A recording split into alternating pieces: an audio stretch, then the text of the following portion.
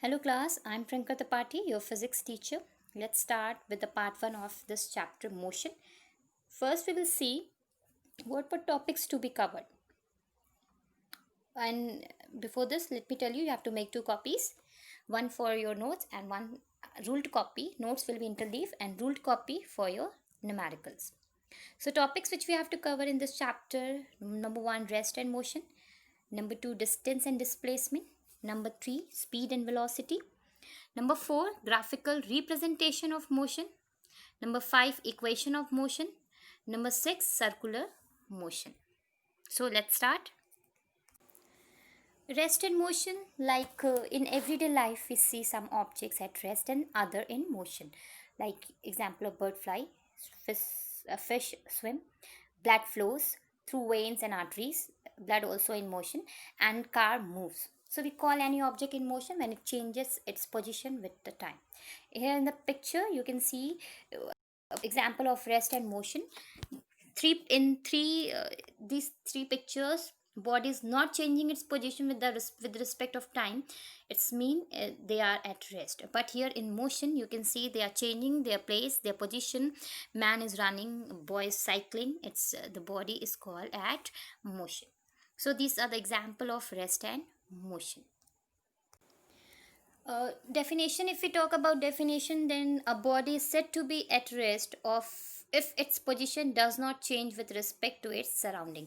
We take a reference point, or you can say standing point. In that, with respect to that reference point, standing point, body, we compare it and we say the body is at rest or motion. Whereas when the position of a body changes with respect to its surroundings, it is said to be in motion.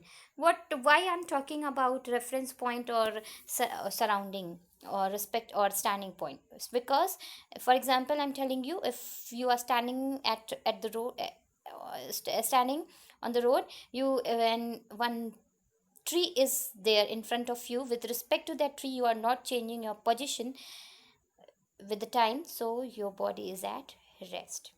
So the tree is your reference point or standing point, reference point.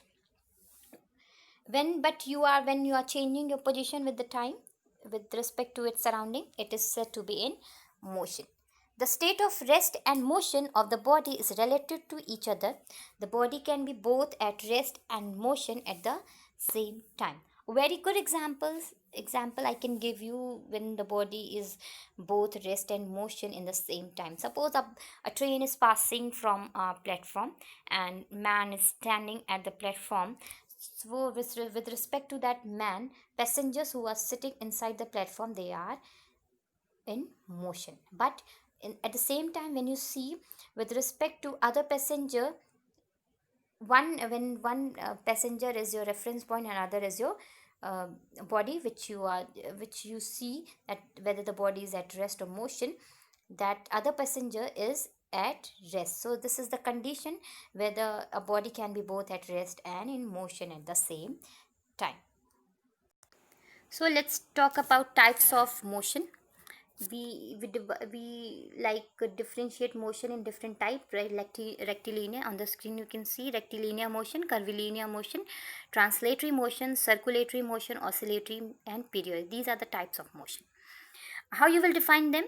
First, translatory motion. If an object moves in a line in such a way that every point of the object moves through the same distance in the same time, then the motion of an object is called the translatory motion. It is when it is covering the same distance in the same time, body is doing a translatory motion. Like other example, falling apple off from a tree, a boy walking on the road. Walking in the sense the same distance in the same time, not running, not changing his speed.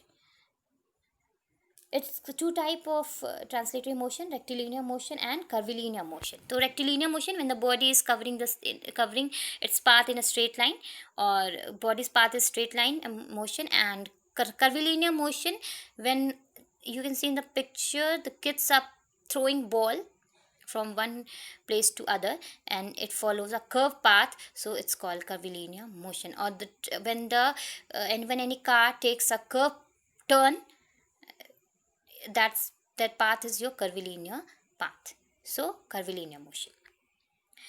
Next, Rotatory motion, when anything rotates at its axis, like fan, earth rotates on at its axis, that is called a rotatory motion. Circular motion is also kind of rotatory motion, like satellite moves around the earth, a movement of clock of hand or bicycle wheel. Next, oscillatory motion, you can see the pendulum motion or bob motion in your lab. That is oscillatory motion. It follows the same trajectory after this interval of time, that is same interval of time, that is oscillatory motion. Then vibratory motion a kind also a kind of motion, like your phone vibrates, it doesn't leaves its place, doesn't changing its position, but it vibrates at its same position, that is called vibratory motion. And other example of vibratory motion you can take, like guitar, sitar, string of guitar and sitar.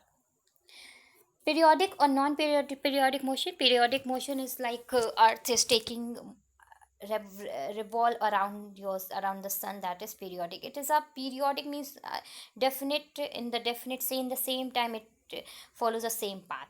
So periodic motion or non-periodic, just vice versa of it. Next, on the basis of speed, based on speed, motion divides into uniform motion and non-uniform motion. So example, what is uniform motion? If a body travels the equal distance in equal interval of time, its motion is said to be uniform. Thus, for the uniform motion, the speed of the moving body remains constant. Let us understand this by an example which is flashing on the screen. You can see a car is moving from city A to city B. It is covering the same distance in equal interval of time. So its speed is coming the same, 60 kilometer, 60 kilometer and 60 kilometer each time. So here this motion is called your uniform motion. But other example of uniform motion, like the revolution of the earth around the sun, the revolution of the moon around the earth, a movement of hands of a clock, these are also example of uniform motion. Let's see non-uniform motion. If a body travels the unequal distance in an equal interval of time, or you can say equal distance in unequal time intervals, both the things can happen, can be happen. So its motion is said to be non-uniform. Here, thus, for the non-uniform motion, the speed of the moving body does not remains constant. Speed never comes constant. Let us understand this by an example. Here in the picture, you can see the same car is moving from city A to city B, but you can see the difference in their timing.